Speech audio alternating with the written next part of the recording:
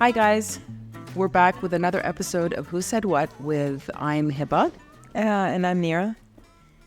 Basically today we wanted to talk about, today I was late and it was a very scrunched day. Scrunched day? Is that the word? Anyways, it started off, I'm mentally exhausted. I don't know why. I've had so many things to do. And today I had to do the license for the car. And I remembered that episode. I was at the DMV. The DMV is the equivalent, the equivalent of the DMV here. And I just thought about that whole scene with Seinfeld with, what was the thing? 80% of the people are undateable, right? And he's like... Was that from the DMV? He's like, have you been to the Department of Motor Vehicles recently? And she's like, no. He's like, it's a leprechaun out there. 80% of the people population is undateable. So how are they getting together? Alcohol. No, but it was smoky and hot and... Wait, did you go to the one that's behind the World Trade Center? Exactly. Okay. And it took me 2 hours and it was smoky. And I was like, I thought they should make those places non-smoking. I don't know. I didn't realize that they're still smoking. But we're in Egypt. Almost everything except for the airport probably. And the metro station. Is it not smoky? Yeah, of course it's not smoking. Oh, interesting. So, I'm very curious to know, have you read anything about J-Lo and Ben Affleck? No, that's you and Shreen do that crap. No, you got to tell me. What do you mean? We've been sending each other, me and my sister send these things, to each other. We're on a group so the three of us have a group on Instagram and the three of us have a group on WhatsApp, and I don't know where else we have groups between the three of us, but mainly it's Instagram. And of course, I don't know, Heba, are you Camp J-Lo or Camp, I'm not sure what it is. So J-Lo and Ben Affleck got married. Of course, Shreen's like, it's going to end soon. When they first got married, my sister, Shireen, she kept on saying that it's not going to last. And I'm a romantic, so it's like after 20 years, they're reunited and they're in love. No, be realistic, Heba. I thought it was the cutest thing ever. I was so excited for them. I said, for sure they're going to be married forever. So the fact that these rumors started up, I was like, oh my God, Shireen could be right. I'm kind of distraught. She's distraught about celebrities getting divorced. No, but to me, it doesn't seem like they would be right for each other long term. They're not right for each other short term, long term. There's a reason it didn't last. It didn't go any further the first time. They were younger. I think it could have been a total PR stunt, by the way. Well, of course, it could have been totally a PR stunt for both of them. No, it's clear it's not a PR stunt. Who would do it? But by the way, I'll have you know that J-Lo is looking hotter than ever. I think she's lost weight. And that came to that made me realize something. When you're happy and you're married, you're fat. The only time you look good is when you're not having a good time romantically. So it's just ironic. I don't know about that. I was fat and depressed all through high school. So I don't With or without a boyfriend? With or without a boyfriend. I didn't have a boyfriend and I was fat. So I don't know. I disagree. I was looking my best when I was getting a divorce the first time. Sometimes, actually recently, like when I was like really chunky the past couple of years, I couldn't say, be nice if, hasn't cheated on me or something and I found out and I was really upset. Then I probably would have lost some weight. Really? Yeah. Ain't sure about that? Well, no. I mean, just for my waistline. Okay. Fine. But if that was the case, you'd have the skinniest people in Hollywood all the time because they're constantly getting divorced. That's why they always look good. Oh my God. They look anorexic most of the time. And they look sick. Point. No. The one model that did lose weight after she broke up with her boyfriend was that plus-size model that I like a lot. She Dutch? Danish or Dutch or something, right? Yes. And she was dating this really hot before. She was a supermodel. She was really, really skinny before and very, very unhappy. She had an eating disorder and then learned to love herself. And I think she's gorgeous. No. Became overweight. She wasn't anorexic. How about that? I don't find her... She was pretty overweight after. And she's dating this really good-looking guy. They broke up, and she looks like she's lost weight since they broke up, actually. See, I tell you. Breakups are good for... Not for everybody. People binge you after they break up. It depends on who you are. It's true. But when you're back in the game and you need to find, like, if you want to go out dating, things like that, you want to look your best. So you lose naturally. Okay. If you say so. Dating has never really affected my weight change. It's kind of like stays the same with or without a boyfriend. And or before or after a breakup, it doesn't matter. Yeah, interesting. But I did read something else though. Heba and I have different points of view about certain actors and stuff like that. So she likes J-Lo. I'm indifferent to J-Lo. Like, I can't wait to hear. I dislike her. I love Brad Pitt. Heba doesn't like Brad Pitt, but Heba, No, I like him. What are you talking about? I love him. I'm seriously, okay, I don't know why. I'm seriously distraught by what his kids are doing to him. I think it's so unfair. It's you really gonna cry? unfair.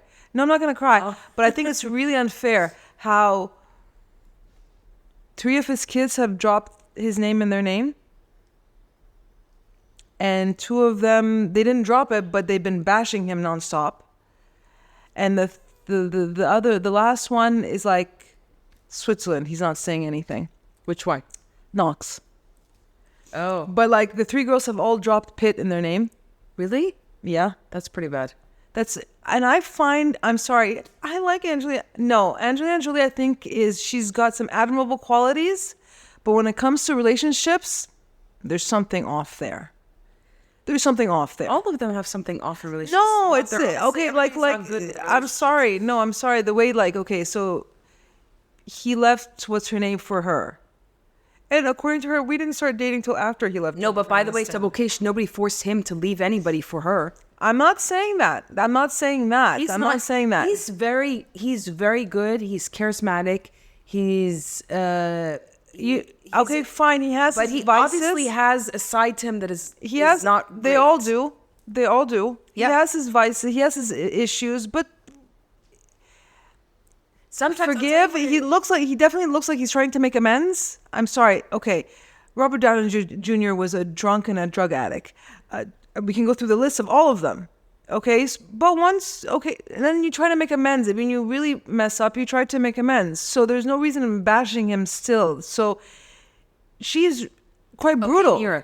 Okay, I agree with you. I think she's quite brutal with him and quite vindictive, obviously.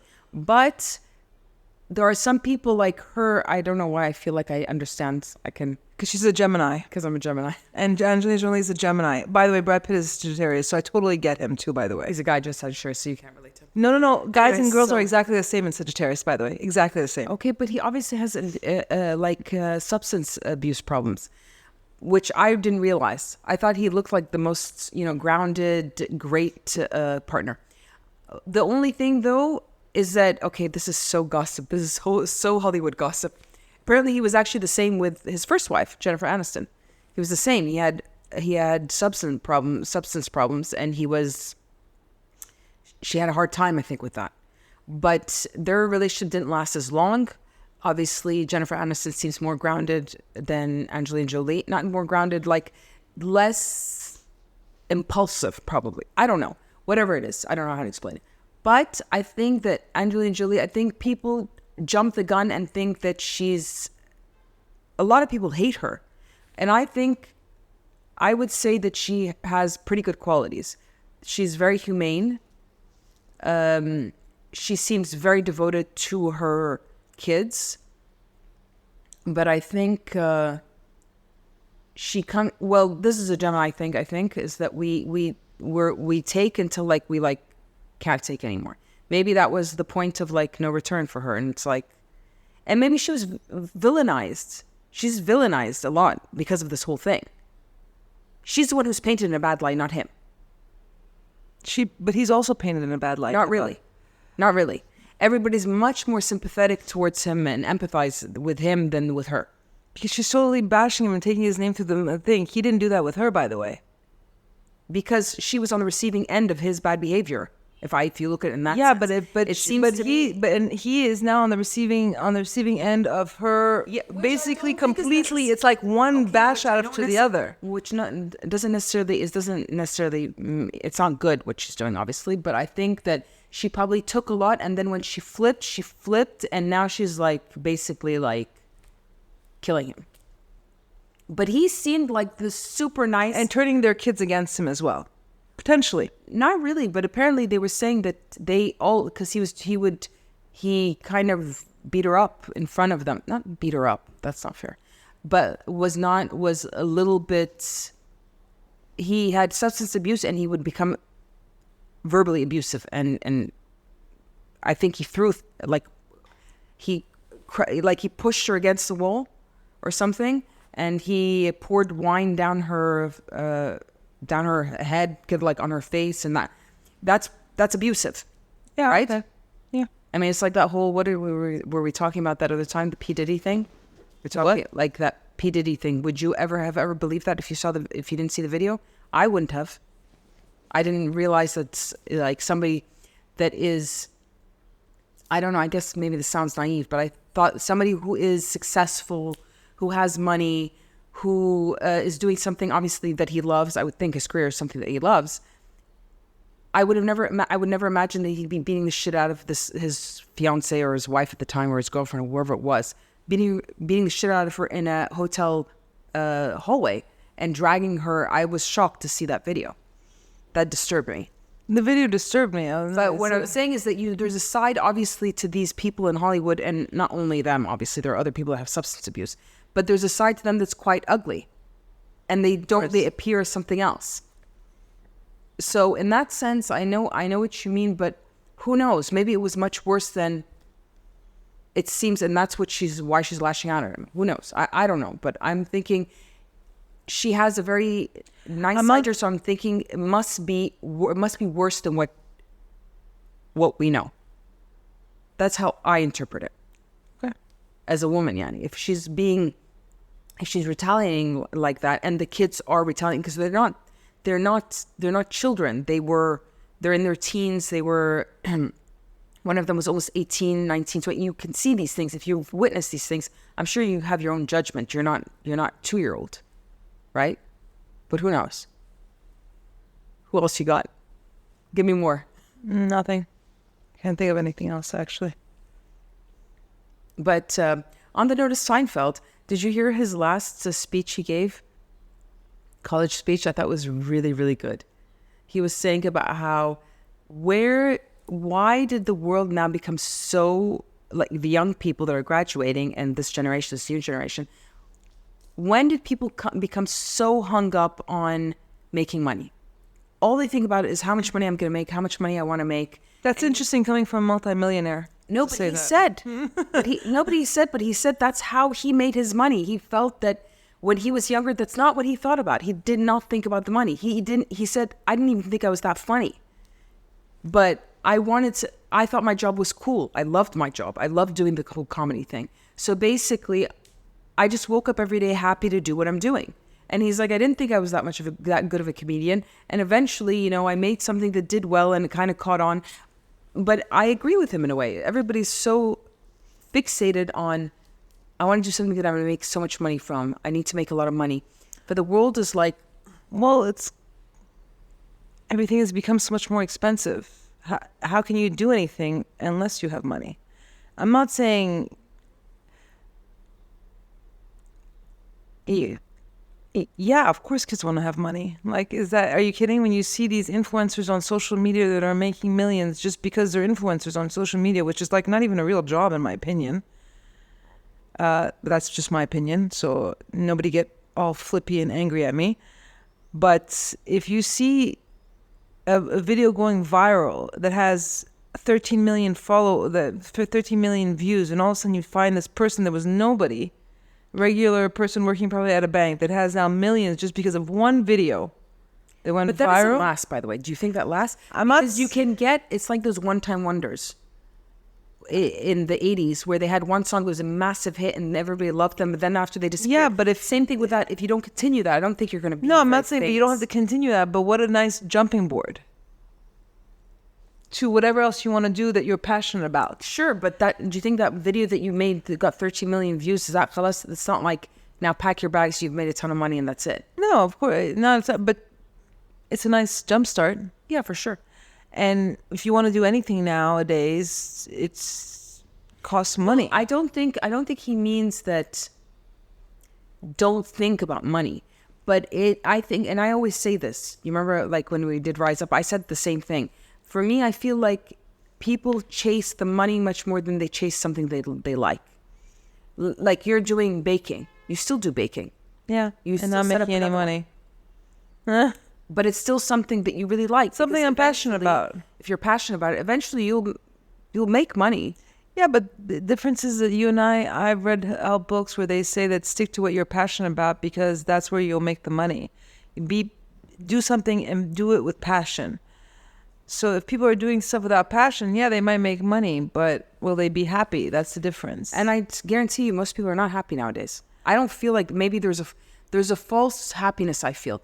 Because at the end of the day, I don't care. There's a lot of these influencers that had nobody. Like there was one influencer I was following her. She was kind of a model at the beginning. She had 5,000 followers in 2014 when I first got on Instagram. Then after COVID, and during COVID, she started to get like all of a sudden her followers like exponentially grew. And she had probably 250,000 followers, and she was so ecstatic and saying, "Thank you guys, and this is the most amazing thing, and I'm doing something that I love, and this is the most amazing thing. I've always wanted to do something." But actually, do you think she would have still loved it if she just had 7,000 followers? I think I'm proving your point. Exactly. No, but what I'm saying is her happiness is contingent upon all her followers, because is she genuinely happy then from doing what she does? If she's making money, I guess she is. Yeah. But yeah, okay, so it's the same thing. So she's doing something she's passionate about, and she eventually... Is she passionate about it, or did she kind of get lucky and stumbled on like, it so happened that COVID hit, everybody was sitting at home, bored off their minds, ready to blow their brains out, so a lot of people started listening to podcasts. There you go. You know what I'm saying? Would she have had that many followers if COVID hadn't happened? No, not everybody who had, exactly, but in a way, if you think about it, not everybody who was doing something during COVID got followers. I guess some people did, some people didn't. It's like, what was it? That thing that Maha said last time, which was fantastic, about the woman who didn't have anybody who go to her book signing. She put one post on Twitter and now she's super duper famous. So you really have no idea. It's like she said that, I'm just like, wow. So, because she showed a little bit of vulnerability. Mm-hmm. Because people love that. Actually, people love people like to support the underdog, because that's what makes a better story, right? Yeah, definitely. Everybody who's made it and who's been successful, if you read their story from scratch, you'll find that there's a lot of challenges and a lot of hardships at the beginning. And that's what makes for a better story. If somebody was born into money and is doing really well and he did really great, so people that have been born into money have never been successful? Well, no, I think some of them have been successful, but does that mean they won't be as popular as the people that come from lower beginnings and really make something out of themselves? I think so. I think naturally people are more attracted to the people that... But like, let's say, sorry, I don't mean to interrupt, but there are some actors that come from affluent families. Like? Stalker Channing. She comes from a very good family. Okay, yeah, but... Sidhu. The one that was... no, that girl that was Sidhu. She was in Mission Impossible. And James Bond, wasn't she? James Bond. Okay. She comes from an extremely wealthy family on both sides. But what I'm saying is that she's not... Yeah, there are some people that will, but they're not the majority. The story's not like, oh my God, you know what? Who was like amazing and she came from humble beginnings. And I mean, you always hear about the stories where like Joey from Friends had $11 before he signed Friends in his bank account. There was this other guy that I just read recently. Jodie Foster didn't come from humble beginnings. Yeah, but there are few. You can count. Like most of them are the ones like even like all of the business people, like Bill Gates, who dropped out of high school or dropped out of college. And you know what I mean? It's like those are the stories that I think resonate with people and that stick in people's mind. That doesn't seem I'm to kicking be, you on the street, girl. that doesn't seem to be the case gonna in make you Egypt. homeless. But that's not the case in Egypt. That's different, yeah. In Egypt, the people that are famous are the people that have money, that had money, and made more money, and they're famous. You know what I'm saying? That's Like true. it's a It's like complete the opposite in opposite. Egypt. In Egypt, it's like, who do you know, and how many followers do you have, and how much money, And who is your husband? who's your family, what's your last name, What car are you driving? how many people like exactly like some women have become very successful because their husbands are very successful and they're very successful in their jobs or whatever, and they're very You know, that actually, it's almost unfair for the people that are trying to work hard to make it, to really succeed in business here in Egypt. It's you really have to, you feel like you really have to schmooze. okay, by the way, Nir, on that point, this is Heba. On that point, I'm actually going to be at Techni Summit tomorrow. And one of the things I was thinking about, because I'm talking about investment, like at the beginning, financing a new business, a startup. And it's talking about like from the beginning until you exit. And that was one thing that I was going to bring. And I don't know if, I'm sure people know this, but this is what I was going to mention, is that actually in Egypt, it's very difficult to start a small business at the beginning. It's impossible. Because first of all, when we spent quite a bit, and it was only our savings. If you get a loan from the bank, it's going to be very high interest. So it's not likely, you can't do that. So actually in Egypt, it's a little bit the contrary of other places in Europe or the States. I'm not sure though, but for sure in the States. They kind of facilitate small businesses. Here, if you are in that SME range, you have a hard time. That's basically. why, very hard time. I mean, that's why here in Egypt, okay, so You need money to be able to do well in business. here in Egypt, I love it. You go to the bank and ask for a loan. They'll only give you a loan against a deposit. So if you don't have a deposit, what happens? You know what I'm saying? Like, what if I don't have a deposit? So you're not going to shit give out me a of loan? You're going to give me a loan, and then interest rates are super duper high, and God knows if you can pay it back or not. Or you need a letter from your employer, but if you're an entrepreneur, you don't have an employer anymore because you are your own employer. And in Egypt, they just don't get it that entrepreneurial businesses are what help the economy get out of the slump that they're in. It happened in the US, it happened in Europe.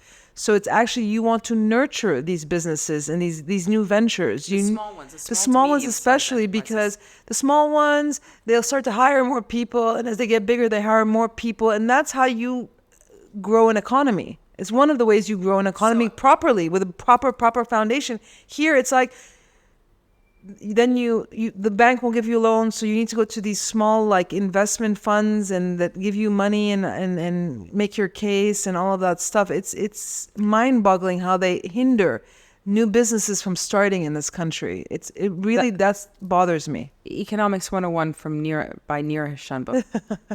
But it's true. I'm going to be talking about that actually tomorrow. And then you have to sell part of your business and your soul to get money, and then you never know if it's gonna go the way you want it to go or the way you imagine to go or not. Clearly, in our situation, it didn't. and we will talk about that tomorrow. We spoke about that at Rise Up, but tomorrow I don't think I'll be talking basically about fundraising and starting a new business. And I think it does. It requires a lot of initial money. And when we started in 2012, now the cost of material and the cost of equipment is times 10 almost. Times 10. You know what cost 65,000 pounds for an oven in 2012 now is about 400,000 pounds. Yeah, something like that, half a million. So it's almost tenfolds. Yeah. I'm excited to talk about this because actually I remembered I was looking through the expenses that we had, and it's crazy a lot of the things that were really expensive at the time even, and we opted not to do them because of it. And now it must be quite a bit, obviously, like you said, 10 times more expensive.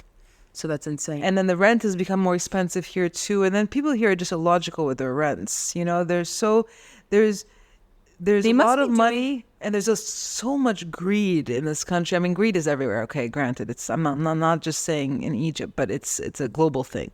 But to charge the high rents that they charge, you're like, how many cakes do you want me to sell to make that rent? And then so you have to go to a really shabby place, like a really dingy, dodgy place, because the rent is lower. But who's going to come to you when you're in a really dodgy place, you know? So it's, But I think a lot of them do now revenue sharing, which makes more sense. because nobody's able to pay the rents. They're in all of these big malls and stuff like that, but a lot of them are not able to pay the rent. Yeah. So they have no choice. Either they kick you out, it doesn't look good if there are vacancies in a mall, or they do revenue sharing. I'm assuming that it doesn't look good if there are vacancies in a mall or in an area where there's a lot of restaurants and stuff like that. So I don't know. Yeah. A tiny bar of chocolate I got, which by the way was delicious. Which is this new brand? I have to go to them in Arken actually. It was beautiful chocolate, 445 pounds. How big was it? Like a Kit Kat bar? No, bigger than a Kit Kat bar, but it's a gourmet chocolate. But like I'm thinking, I really want to get this one again, and I saw the price. I'm like, do I really want to get it again? You know what I'm saying? Or do I want to opt for a Snickers extra crunchy extreme that's like a fifth the price? I'll go for the Snickers. It's fifth the price. So yeah, it's just, I don't know. I'm so much. There's so much to think about when it comes to these things. I don't know. Yeah. On another note, let's deviate now. Again. Have you watched anything interesting on Netflix? I watched this thing that's really cool. It's called State of the Union, OSN. It's really, actually, oh my God, it's so interesting. Who's it? It's with Rosamund Pike. Okay. And Chris Dowd is his name. He's the one from Bridesmaids. He's hilarious. This is the funny guy that you like. Yeah. And the thing is each season, each episode is 10 minutes long. Literally 10 minutes. It's their conversation. They have marital issues. She had an affair. And so they decided to go to therapy. Okay. And it's their conversation for 10 minutes just before they go into the therapist. And it's really funny. No, I haven't. And it does help. I was telling Hazem, it does help that the fact that they're sitting at a pub having drinks for those 10 minutes before they go into the pub, into therapy. No, the movie I watched recently, I finally watched it. Actually, I've been dying to watch it, but of course you and Mom are not going to watch it. I watched Naiad. Oh, I read an article about it, and it's very interesting. I'm fascinated by these true stories. Yes, she's 6. Exactly what my point. She's 6 years old, right? And nobody said she can swim across. It's so funny. She said, what did she say when she finally made it? She's like, doesn't matter how old you are, don't let anybody tell you that you can't. What's it called? You can't do what you dream about doing or something like that. And the one, I can't remember the first one. She's like, anything you can, if you set your mind to it, you can do it. And then I think the third one is like, because swimming is very much a solo thing. For me, because I swim twice a week, I like it because nobody can talk to me, and I don't want anybody to talk to me. But then she's like, without the team she had, it's not just her. She didn't win it. Her and her team won it, and it's really fascinating because Who's the team though? Her team. So she had. How'd they help her? No, because she's swam. She's the first person to swim from Cuba to the Florida Keys. Do you know how long that takes? No, how long? It took her 2.5 days. Oh my God. So you're talking, she swam for over 48 hours without stop. I mean, you would stop, but nobody, but it's funny thing is that nobody could touch her. If somebody touches her, she's out, for example. So they had to feed her while she's swimming. And no, it's fascinating. They had to feed her while she was swimming. They had to make sure. So she couldn't have done it without eating? It's 48 hours. It's not that big of a deal. Maybe she needs to drink. And drink. Do you know how much you lose weight when you swim for 24 hours, Heba? Yeah, I know. I would do it. Okay. And then at the very, very end, it's like she doesn't even have at the very, very end because she's in salt water in the sun for I don't know how many hours. It's crazy. And at night, and then there's sharks. There are box jellyfish. And the box jellyfish is the kind of thing, by the way, that you can get stung by it and it's deadly. Okay. But the box jellyfish, this I didn't know. I found that out in the movie. The box jellyfish, the venom stays in your body, so you cannot get stung more than like twice, or you will die the third time because of an accumulate. She gets stung, and they like wrap, and honestly, it's very interesting because she was this naiad. She was an Olympic swimmer. And when she was, I think, in her early 20s, she was planning on swimming from Cuba thing. She didn't make it. They had to rescue her and all of that stuff, blah, blah, blah. And then all of a sudden, when she's 60, she decides to do it again. And Jodie Foster is her best friend and her coach. So you have the coach, and then you have two medics on the boat, and then you need there's the captain of the boat, and then there's the navigator. The navigator has to tell her where to go, how to go. And if there's a current of because the currents are very, very strong in that from Cuba to thing. If the currents are very, very strong, she tried it 4 times. By the 5th time is when she made it. 4 times from when she turned 60. And the current can take you completely off course. And then you're swimming, but you're not making any headway. You can be swimming for 2 hours. And you find yourself in Ecuador. But you keep going forward, but the current keeps pushing you back. So I find it fascinating when people have that in their mind where they're like, I'm going to swim across this thing. I don't care who, nobody's going to stop me. To me, that's what's fascinating about this movie. I love these movies. It's fascinating too that somebody would even want to do something like that. Swim for 2 days across from somewhere. I saw this other documentary about this woman who she did the English Channel. She swam in the North Pole in sub-zero temp from Russia to Alaska. With a wetsuit for sure. With just a bathing suit on. What? Yeah. But then I was just like, wow, that's pretty impressive. But she had to eat, and she's not skinny. She had to eat, and she had to create a layer of fat like whales, and the fat is what insulates your body heat. Why would people? That's why the whales and stuff like that can swim in very sub-zero and very, very cold waters, because they have such a thick layer of fat that their core body temperature is nothing affects it. So, but it was amazing, and her body started turning red, all like really, really red. And so she really took cold plunge to a whole new level. But I find these things fascinating. How the mind can overcome these things, and the power of the mind. It's actually quite fascinating. So I love watching these documentaries. It gives me Inspiration. It is inspiration. It's inspirational. It is for sure. I mean, I don't see how I'm always amazed at how somebody would want to do these things. It's like the people that climb Mount Everest, with knowing that there's.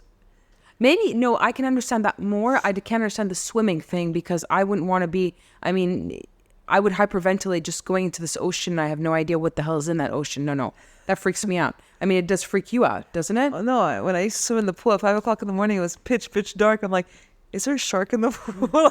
Illogical fears because it's pitch dark. At 5 o'clock in the morning at the pool, and I'm thinking, thank God I'm not in the States, because States you would worry about psychos being somewhere. I mean, thank God Egypt is safe like that. For me, I remember the one time we were in Sharm, and I was on that banana boat. I must have been in my teens. And then it went so fast, I flew off that thing. When I came back up, I was in the sea. It was black, pitch black, and I couldn't see anything. No, that's freaky. So that's amazing that somebody would want to cross that, and for 2 days, no less. That's insane. 2.5 days. It's actually quite. I mean, it's. If you want to be inspired, definitely watch it. Yeah, is the best way to put it. Anyways, so yeah, I guess we will leave you on that note, and we want to know if anybody has any celebrity gossip they're interested in sharing with us. We're always interested in that. And if anybody has any inspirational movies they want to share with us too, I love watching these things. And I'm very interested in true stories. And if anybody's interested in shedding light, anybody has any insight on the J-Lo Ben Affleck saga, oh my Lord, or the Angelina Jolie and Brad Pitt saga, please send us a DM on Who Said What podcast, because we're really on the edge of our seats. And everybody wants to talk about Tom Cruise, because we know how much Heba loves Tom Cruise, even though he's a control freak.